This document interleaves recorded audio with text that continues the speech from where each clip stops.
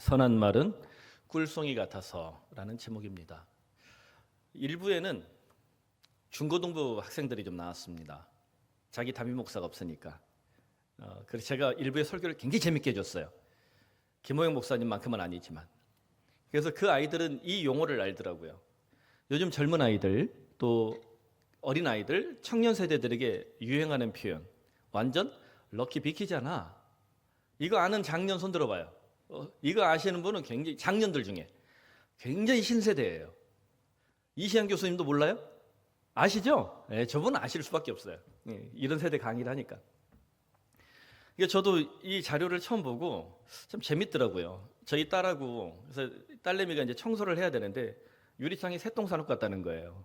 아, 새똥 싸놨어. 얼마나 원형적 사고를 하면 좋지 않겠니? 그랬더니 완전 럭키 비키잖아. 집 청소를 다 했대요.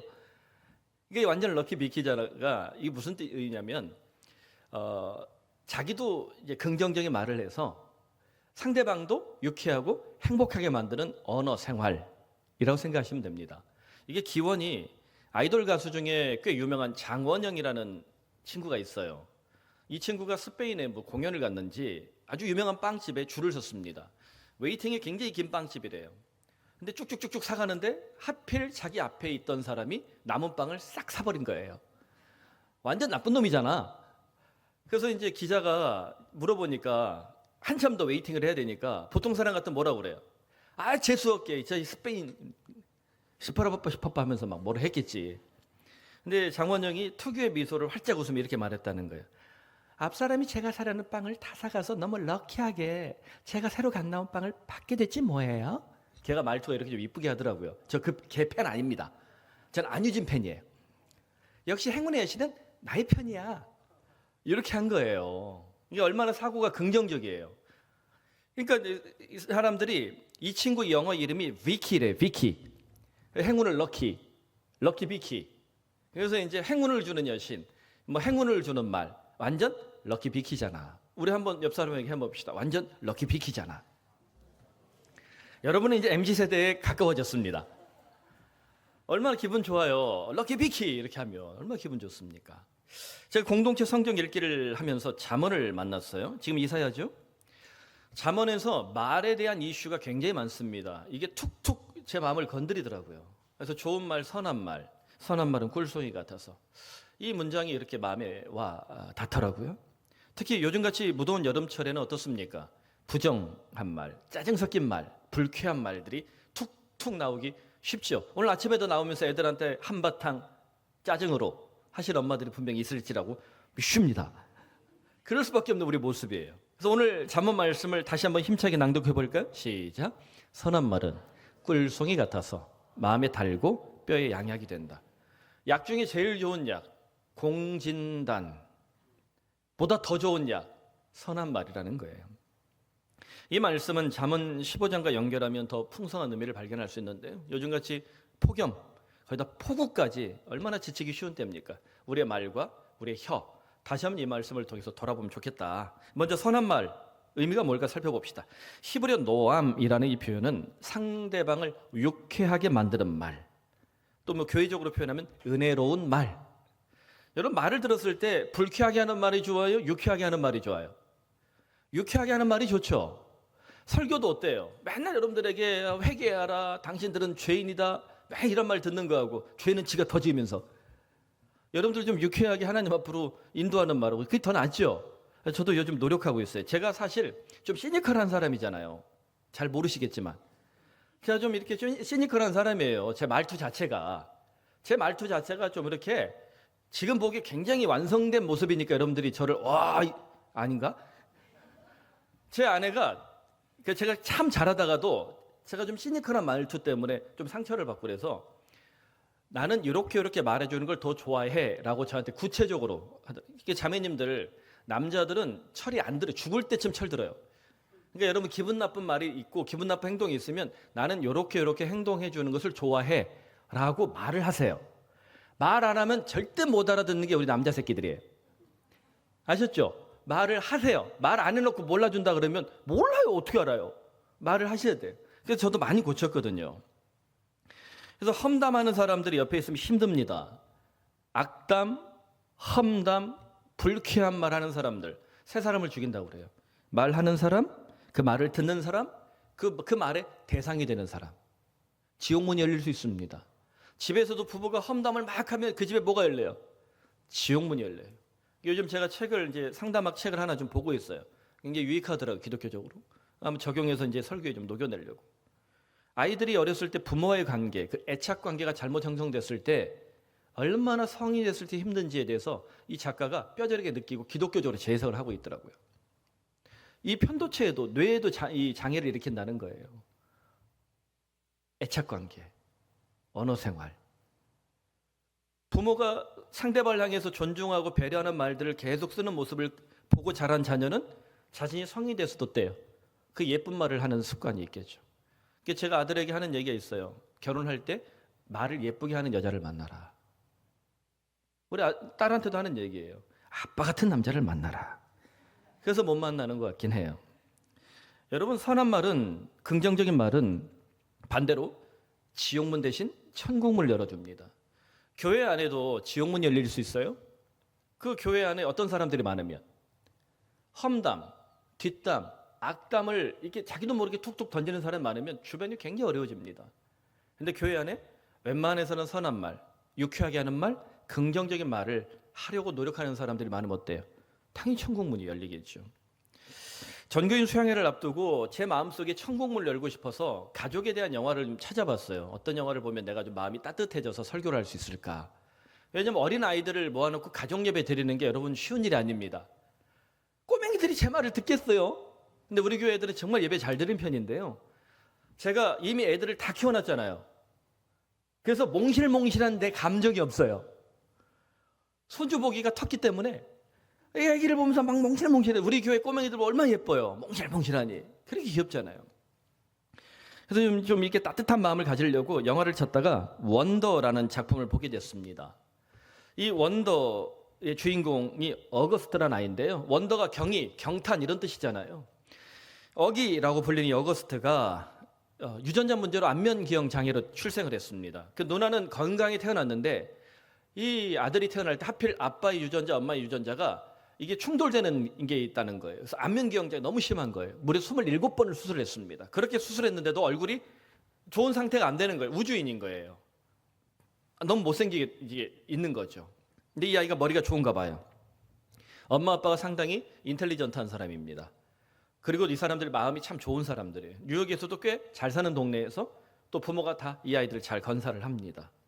엄마 아빠가 이 어거스트 마음이 건강한 사람으로 성장하도록 선한 말로 양육하는데 온 힘을 쏟습니다. 누나 역시 10대 시절 자신의 고통과 문제가 있음에도 동생 어거스트가 나 대신 아프구나라는 그 상처 때문에 굉장히 애를 써요. 이 가정을 보면 굉장히 상처와 고통, 이 문제를 정말 잘 이겨내고 있구나. 동시에 그들도 굉장히 많이 아파하는구나라는 도전을 받게 됩니다.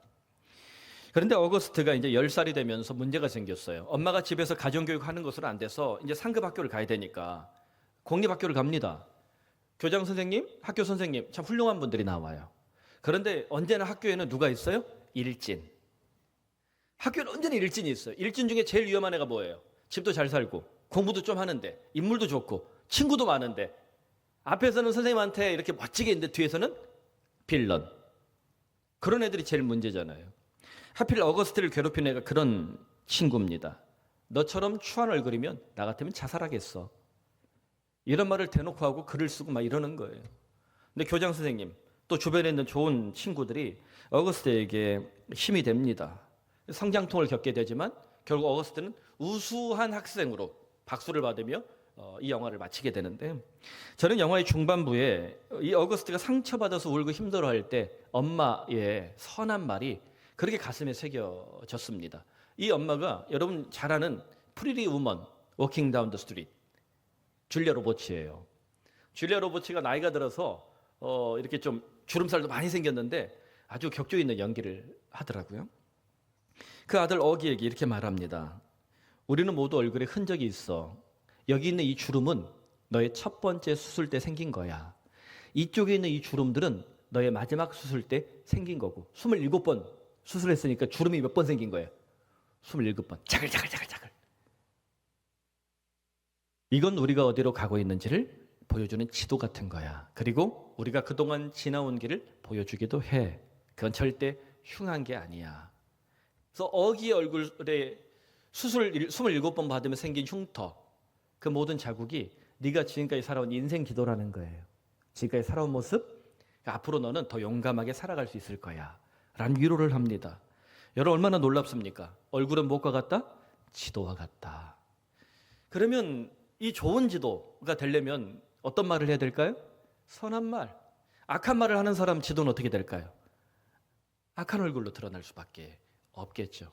지금 여러분의 얼굴은 어떻습니까? 벌써 이 설교를 하니까 벌써 선한 지도인 척,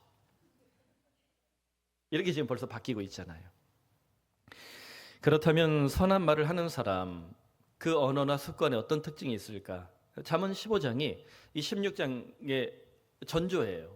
여기 한 3가지 특징을, 더 많지만 더 많아요. 15장은 다 보석 같은 말들인데 3가지 특징을 제가 좀 여러분들과 나누고 싶습니다. 첫 번째 15장 1절에 유순한 대답입니다. 15장 1절 다 읽어볼까요? 시작. 유순한 대답은 분노를 쉬게 하여도 과격한 말은 노를 격동하느니라. 아멘. 당연한 말이죠. 자, 남편과 아내가 부부싸움을 했어요. 그러면 이제 과격한 말을 하면 분노가 어떻게 될까요? 더 격동되겠죠. 근데 유순한 대답을 하면 분노가 좀 잦아들겠죠. 사실 이게 좀 쉽지 않은 거예요. 이게 평생 훈련해야 될까 말까 한 겁니다. 우리가 이 과격한 말을 하는 사람들, 상대방의 말을 듣고 불쾌하게 말꼬리를 잡아서 기분 나쁘게 하는 사람들을 사실 쉽게 만날 수 없어요. 사회생활 하면서 이런 말 잘하는 사람 만나면 어때요? 그 사람 도태당하고 말 거예요. 근데 우리 사회를 굉장히 어지럽히는 사람들이 정치인들이에요. 정치 얘기한다고 또 싫어할 사람들이 있는데 정치인들의 언어가 너무 과격해요. 너무 표독하고. 그러니까 서로 죽여야 이긴다는 방식이다 보니까 이 과격한 말을 멈추지 않습니다. 근데 이런 행태가 초상류층, 우리 사회 최고의 지도자들이야 말하는 사람들이 그런 과격한 말들을 계속 뱉어내니까 우리 사회 보편적인 말의 행태가 어떻게 될까요? 그래도 되는 것이냐? 용납될 수도 있어요. 목사인 제가 선을 넘어서는 과격한 설교를 하거나 과격한 말을 하는 사람이 어떻게 될까요? 그 교회 교인들도 말투가 그렇게 될 수밖에 없습니다. 가랑비에 옷 젖거든요. 그래서 광화문에서 이상한 집회하는 목사들, 이런 사람들 말투를 들어보세요. 그게 목사의 말인가? 사기꾼, 싸움꾼, 누굴 죽이고 이런 말들을 하고 있잖아요. 이런 행태의 말들이 유행했을 때가 1945년부터 1950년 사이 우리나라 해방기 때 교회라는 이름을 가지고 청년 학도단 이름을 가지고 제주도에 가서 사람들의 목을 자르고 빨갱이다 하고 들고서 웃고 있는 기독교인들, 그런 괴물 같은 사람들을 만들어내는 겁니다. 어떻게 이게 예수의 정신이겠습니까? 그렇다면 나는 유순한 대답을 하고 있는가 아니면 과격한 대답을 하는가? 쉽게 말하면 나는 친절한 말로 나도 행복하게 만들고 내 말을 듣는 상대방도 행복하게 만들고 있는가? 우리가 만일 과격한 말이 점철되면, 계속 쌓인다면 현대사회 가장 지독한 질병의 원인에 부닥치게 됩니다. 그것을 4글자로 뭐라고 할까요? 스로 시작해요. 스미마생은 아니에요. 스매끼리도 아니에요. 뭘까요? 스트레스. 옛날에 엄마들이 막 가슴을 치면서 막 이랬잖아요. 이걸 화병이라고 했단 말이에요. 근데 사실 의사들이 진단할 때 화병이 안 나와요. 화병이 안 나와요. 근데 이게 가만 보니까 막 가슴이 답답한 게 뭐 이거 화병이라 했단 말이에요. 근데 현대 사회에 이제 뭐 진단하다 보니까 모든 병의 근원이 되고 사람의 마음을 힘들게 만드는 이 모든 것들이 다 뭐다? 스트레스라고 하는 거예요. 이 스트레스를 받으면 사람의 뇌에서 불안을 담당하는 편도체를 자극한답니다. 그래서 이게 과하게 활성화된대요. 그럼 이 편도체가 과하게 활성화되면 불안과 관련된 신경계가 막 자극이 된대요. 그럼 이 신경계가 막 자극이 되면 혈관에 뭘 일으킬까요? 염증이 일어난다는 거예요. 그래서 피검사했을 때 염증 수치가 높으면 이 사람이 뭐가 있다? 병이 있겠구나 라고 진단을 하게 되는 거죠. 저는 이 부분의 전문가는 아니지만 전문가들의 의견을 제가 요약해 보는 겁니다. 그래서 몸속 염증 수치 역시 만병의 근원이 될 수 있다. 그래서 여러분 뭐 먹어요? 폴리코사놀, 또 나토키나제, 제가 먹는 거 얘기하는 거예요. 피를 깨끗하게 만들기 위해서 우리 이런 것들을 자꾸 먹고, 그리고 술, 담배 이런 오염시킬 만한 것들로부터 멀어지고 좀 더 깨끗한 음식을 먹으려고 노력하잖아요. 염증을 줄이려고. 근데 결론적으로 뭘 줄여야 된다? 스트레스를 줄여야 된다는 거예요. 근데 스트레스가 악화될 때, 스트레스가 세질 때 주로 내 말이 어떻다? 과격한 말, 독한 말이더라.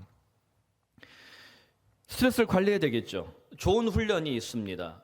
어떤 학자가 이거 한 10년간 연구를 했는데요. 친절하면 되더라는 거예요. 친절의 효과에 대해서 연구를 했더니 한번 따라해 봅시다. 남들에게 친절하면 나도 행복해지더라. 그러니까 친절하면 행복해지더래요. 그 이유가 친절한 마음을 가지고 내가 노력을 하니까 이 스트레스를 좀 피하는 방법 한번 따라해 볼까요? 똥은 피하자. 스트레스를 일으킬 만한 모든 요소는 뭐예요? 똥. 아, 집에 가면 남편이 스트레스 일으키니까 똥이라고 생각해야 되겠구나. 또 이렇게 적용하면 위험합니다. 실제로 사람에게 친절하게 말하고 행복하게 행동하니까 스트레스에 의해서 활성화됐던 염증 수치가 줄어들더라는 거예요. 그래서 노인 세대들 중에 이렇게 신앙생활을 잘하고요. 자연 속에 깊이 들어가서 이렇게 좀 평안하게 사는 사람들 보면 어때요? 얼굴이 좀 맑고 평안해 보이죠? 염증 수치가 떨어지는 거예요. 내 입술에서 나오는 이 말들이 내 스트레스 지수를 자극하게 되면요. 내 속의 세포가 악한 세포가 활성화된대요. 이걸 일명 악당 세포. 전문 용어가 있는데 모르겠어요. 제가 조직신학 전문 용어 얘기하면 모르듯이 우리 의료계에 있는 분들 스미마생이지만 그냥 쉽게 말해서 악당 세포라고 한다는 거예요. 그 악당 세포가 막 다니면 팔꿈치도 아프고 뭐 어디 이런 데 다 아픈 거예요. 통증을 일으키는 거죠. 근데 이걸 이겨낼 수 있는 가장 좋은 방법 중 하나 뭐더라? 친절한 말로 유순한 대답을 하는 것. 여러분 오늘부터 내 입술에 나오는 말, 친절한 말로 유순한 대답, 즉 나도 유쾌하고 상대방도 유쾌하게 해주는 그런 언어 훈련을 우리가 올여름에 해보면 좋겠습니다. 자, 둘째 15장 4절 온순한 혀입니다. 다 읽어볼까요? 온순한 혀는 곧 생명나무이지만 패역한 혀는 마음을 상하게 하느니라. 온순한 혀를 그냥 뭐 이렇게 좀 부드러운 말 이렇게 해석하는 거는 너무 문자적이고요. 영어 성경에 이렇게 번역을 잘 해놨더라고요. The tongue that brings healing. 온순한 혀는 어떤 혀예요? 치유를 일으키는 혓바닥. 이 혀가 뭘 일으켜요? 치유를 일으키는 혀가 온순한 혀라는 거예요. 단순히 말 좋게 하고 이런 게 아니라 치유를 일으키는 혀. 보통 남편이 너무 힘들어서 뭐 술을 빼갈로 먹고 들어와서 코가 삐뚤어지게 막 울고 있고 그러면 아내가 어떻게 해줘야 돼요? 변기에 끌고 가서 변기통에 머리를 담궈서 물을 내리고 막 괴롭히고 막 이래야 됩니까? 온순한 혀, 즉 치유를 일으키는 혓바닥으로 이 남편을 격려해주고 위로해주고 살려줘야 되는 거예요. 아내가 너무 힘들어하면 남편이 뭐라고 해야 돼? 네가 집에서 뭐 할 게 있다고 그래? 이런 말을 안 한 남자 손 들어봐요. 단 한 명도 없습니다. 이런 말 자체가 사람을 죽이는 과격한 혀인 거예요. 패역한 혀인 거예요. The tongue that brings healing. 치유를 일으키는 혀. 그래서 이 말을, 이 선한 말을 계속해서 듣는 사람은 어떻게 변화된다? 생명나무처럼 건강히 자란다는 거예요. 여러분 결혼해서 내 남편, 내 아내가 생명나무가 되길 바랍니다. 또 우리가 출생한 귀한 내 자녀들이 생명나무처럼 성장하길 바랍니다. 어떤 말을 할 때? 온순한 혀가 될 때입니다. 반대로 패역한 혀는 마음을 상하게 한대요. 마음을 상하게 한다는 것, 사람을 파괴하는 행동입니다. 말은 실제로 사람을 살리기도 하고 죽이기도 하죠. 여러분 내 입에서, 부모 입에서 나오는 이 말이 패역한 혀, 치유를 일으키지 못하고 이 자녀를 죽이는 말이라면 얼마나 위험해질 수 있을까. 그 대표적인 사례 중에 한 사람이 스탈린이라는 사람이에요. 조지아에 가니까 스탈린 박물관이 있더라고요. 여러분 스탈린이 소비에트 연방의 독재자였으니까 인류 최악의 독재자 아닙니까? 히틀러 쌍벽을 이루죠. 인류 3대 살인마가 있어요. 마오쩌둥, 스탈린, 히틀러예요. 이 중에 가장 사람을 많이 죽인 사람이 마오쩌둥 아니면 스탈린입니다. 무려 몇 명을 죽였을까요? 많은 학자들이 수백만에서 최대 2천만 명까지 봅니다. 2천만 명은 뭐 별로 안 죽인 거예요? 놀라질 않네? 무려 2천만 명을 죽였다는 거예요. 어떻게 이렇게 극심한 사람이 됐을까? 원래 이 사람이 러시아 사람이 아닙니다. 소련 사람이 아니에요. 조지아 사람이에요. 1893년 조지아 정교회의 신학생이 됐습니다. 여러분, 그런 신학교에 들어가는 게요, 공부를 잘해야 돼요. 머리가 좋아야 돼요. 조지아 아르메니아 기독교 국가에서 그런 학교를 가는 거는 마치 서울대 철학과 가는 것처럼 생각하시면 되는 거예요. 공부를 잘하는 학생이었던 거예요. 엄마가 굉장히 믿음 생활을 잘했대요. 아들을 사랑하고. 그래서 네가 사제가 되면 너무 좋겠다. 왜냐하면 그런 이 기독교 국가에서는 사제가 되는 것이 이 가난한 집에서 공부 잘하는 아이가 성공하는 길. 중세 시대 그래서 사제들이 그렇게 막 나온 거 아니에요. 신분 상승을 위해서. 근데 신학생이 됐는데 이 사람이 당시 유행하던 공산주의 유물론에 깊이 물들게 됩니다. 그리고는 불온서적 독서회를 만들고, 그리고 과격한 이 반체제 단체를 만들고. 그래서 결국 이 사람이 자신의 능력과 어떤 이 탁월한 이 능력으로 대장이 됐어요. 소비에트 연방을 만들고 대장이 됐어요. 레닌이 사실 이 사람 죽이라 그랬는데 못 죽이고 이 사람 대장이 됐어요. 이것도 숙청을 일으킵니다. 근데 뭐 야사긴 한데요, 이 사람이 최고 이 권력자가 됐을 때 가장 먼저 한 게 뭐냐면 아버지 무덤을 파헤쳐서 뼈를 부셔버렸대요. 아빠에 대한 이 관계가 너무 안 좋았던 거예요. 아버지가 구두 수선공이었다는 거예요. 그 집 1층 반지하에서 구두를 수선하면서 살았는데, 구두 수선공이니까 얼마나 이 도구가 많겠어요. 애를 때릴 때 능수능란한 도구로 때린 거죠. 망치로 때리고 끌로 때리고 혁대로 때리고. 아이를 너무 핍박을 했대요, 이 아버지가. 훈육한다는 이유로 애를 너무 팬 거예요. 그래서 아버지와 관계가 너무 안 좋아서 이 역기능 가정에 성장한 이 역기능이 아버지의 뼈를 부셔버린 거예요. 여러분, 제가 이전 교회에서도 참 사건 사고가 많았는데, 부모님들에게 제가 늘 하는 얘기가 있어요. 자녀를 때릴 때 벨트로 때리는 부모, 혹은 요즘에는 골프채가 유행하더라고요. 골프채로 아이를 때리는 부모. 아버지가 서울대를 나왔는데 자식이 서울대 갈 만한 성적이 안 나오니까 그 골프채로 애를 때리는 거예요. 자살했어요. 천하의 매로 써서는 안 될 게 골프채예요. 이 골프채는 어디에 쓰느냐? 조폭끼리 쓰는 거예요. 이거 어디 자식을 그걸로 때려요? 벨트를 풀어서 어디 자식을 가죽혁대로 때립니까? 말도 안 되는 거예요. 그러니까 여러분, 성경에 있는 것처럼 7살 이전까지 아이를 초달해서 이 아이가 바르게 성장하게 하는 것 중요합니다. 그런데 매를 댈 때는 언제나 스스로 물어봐야 돼요. 이 매에 내 감정이 실려 있나 실려 있지 않나. 제가 우리 애들하고 초달을 할 때 약속을 했어요. 7살 때까지만 때릴게. 그 이후엔 때리지 않을 거야. 근데 때리는 방식도 제가 굉장히 좀 조심했어요. 왜냐하면 제가 폭력에 절어서 컸거든요. 아빠 엄마가 절 때리지 않았어요. 우리 형이 때렸어요.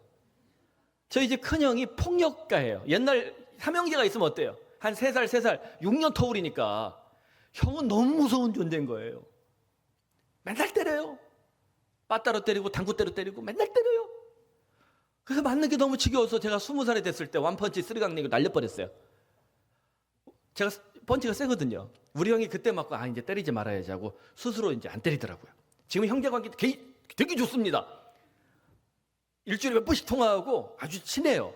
근데 그 시절에는 그런 폭력이 유행하던 시절이에요. 또 혹자는 그렇게 얘기하겠죠. 오죽이 네가 말을 안 되면 형한테 맞았겠냐. 근데 사실 그 시대는 폭력의 시대니까, 이제 저도 그 폭력이 길들여서 컸으니까 아이를 이렇게 때리는데, 딸은 뭐 때려본 적이 없지만 아들을 때리려는데 이게 제 감정이 울컥하면 안 되겠더라고요. 그래서 맞았을 때 소리가 크고 효과가 배가 될 만한 물건을 찾았어요. 마사지를 하는 그 대나무 채인데 가운데가 비었어. 딱딱딱딱 소리 나요. 그 직방입니다. 통만 때려도 소리가 얼마나 큰지 몰라요. 애한테 공포심을 주며 아버지는 소리를 만끽하며 과격하게 때리지 않는 물건, 이런 걸 찾아서 해야지. 이거 폭력은요, 길들여지는 거예요. 때리면 그 다음에 또 때리고 싶고 그런 거예요. 군대에서 보통 그렇잖아요. 군대에서 폭력을 하는 장교들이 보통 부하들을 그렇게 때려대요. 이게 위험한 거예요.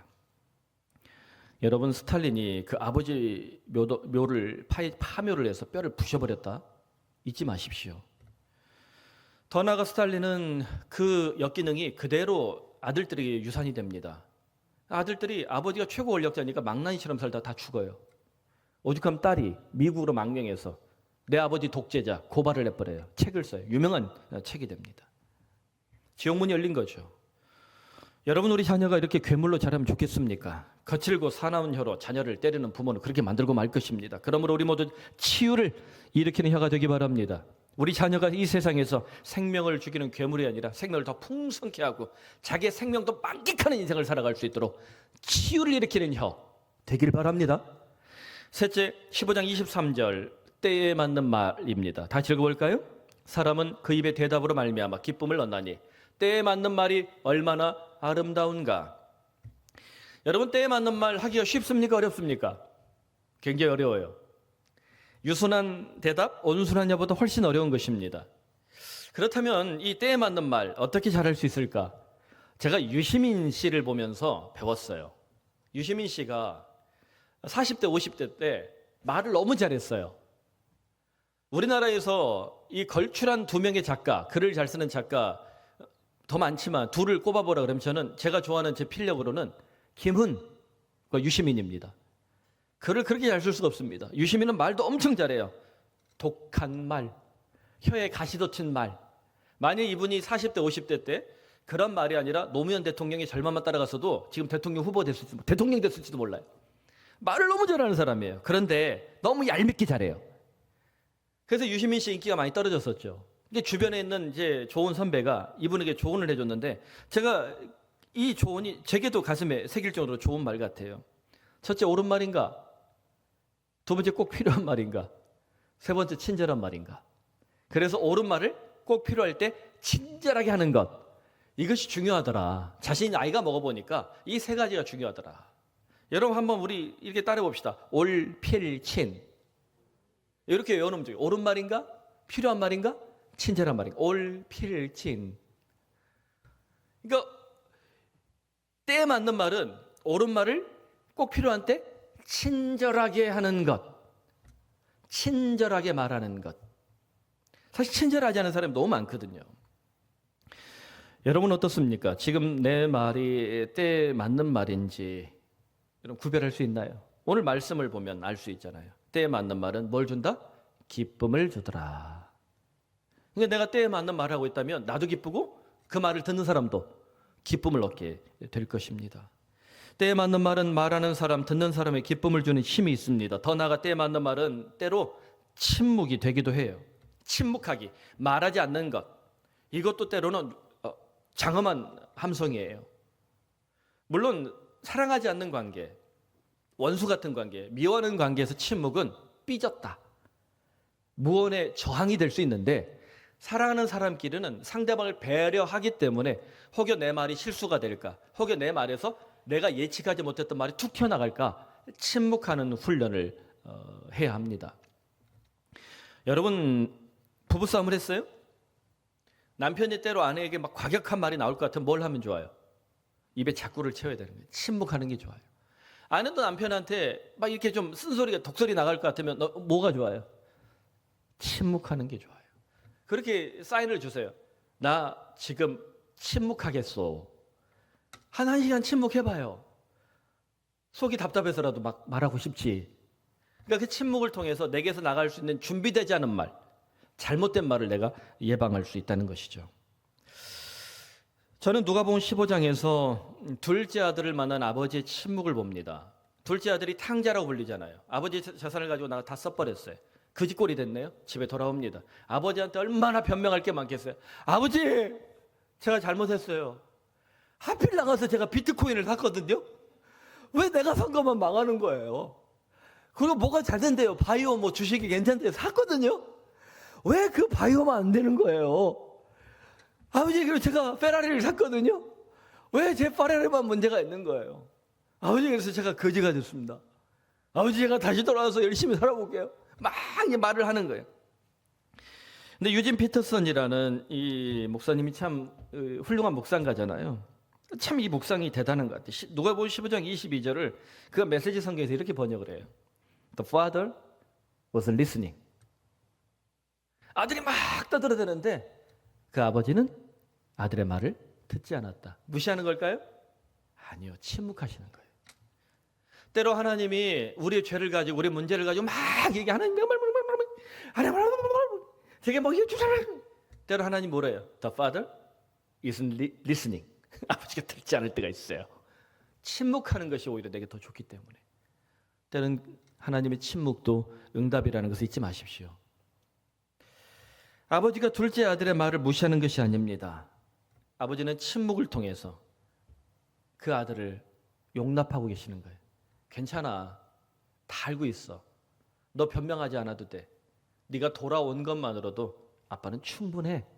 무언의 함성, 침묵을 통해서 아버지는 가장 놀라운 사랑을 표현하고 있는 것입니다. 저도 언젠가 주일 설교를 할 때 10분 동안 침묵을 해보겠습니다. 여러분을 향한 어마어마한 사랑을 제가 침묵을 통해 보여주고 싶습니다. 그러므로 우리는 가정에서, 교회에서, 세상에서 사람들을 향해 때에 맞는 말을 하고 있는가? 우리 모두 옳은 말을 필요할 때 친절하게 하는 사람, 더 나아가 필요한 말을 가장 적절할 때 침묵으로 내 마음의 깊은 관심과 사랑을 침묵으로 표현하는 좀 성숙한 신자들 되기를 바랍니다. 말씀 맺습니다. 어떤 남자가 인터넷 온라인에 글을 썼어요. 이분이 누군지도 모르고 얼굴도 몰라요. 새 아이의 아버지 같아요. 참 성실한 삶을 사는 사람 같습니다. 그가 이렇게 썼어요. 아이를 낳지 않을 이유는 나열하자면 수천 수백 가지가 넘는다. 아이를 낳아야 하는 이유는 전혀 없다. 별 볼 일 없는 내가 아이를 하나 낳았더니 내 어릴 때 그대로의 내가 나왔다. 둘을 낳았더니 내가 사랑하는 사람을 닮은 아이가 나왔다. 셋을 낳았더니 흑백이었던 세상이 파스텔톤 세상이 되었다. 이 무명한 남자의 이 글이 저는 인생 작가처럼 울리더라고요. 아이를 낳지 않는 시대잖아요. 낳으면 손해보는 것 같은 시대잖아요. 근데 아이를 하나 낳았더니 나 닮은 놈이 나온 거예요. 둘을 낳았더니 내가 사랑하는 아내를 닮은 아이가 툭 튀어나왔네. 우리 집 얘기가 아닙니다. 셋을 낳았더니 파스텔톤, 시은이가 파스텔톤 세상을 아빠한테 애를 안고 있다가 하늘이 파래진 거죠. 파스텔톤 세상을. 저는 파스텔톤 세상을 못 봤어요. 보고 싶었는데.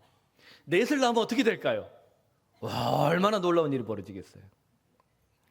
우리 교회는 참 놀랍게도 넷을 낳은 가족들이 참 많습니다. 교회를 부흥시켜준 분들이에요. 저는 이 무명한 아빠의 글을 보면서 이 아빠의 아들, 딸로 자라는 아이들은 얼마나 행복할까 라는 생각을 해봤습니다.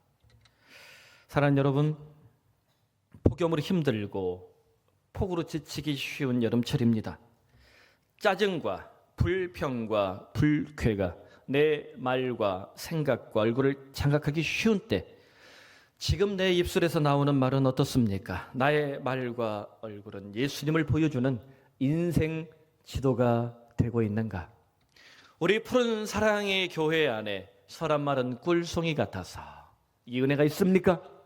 그렇다면 우리 교회는 예수님을 보여주는, 예수님께로 가는, 아버지께로 가는 천국 지도가 될 줄로 믿습니다. 그러므로 선한 말은 꿀송이 같아서 우리 모두 유순한 대답, 온순한 혀, 때에 맞는 말로 우리 가정이, 우리 교회가, 내가 일하는 일터가 완전 럭키 비키잖아. 완전 럭키 비키한 은혜로 충만하기를 축복합니다. 기도합시다.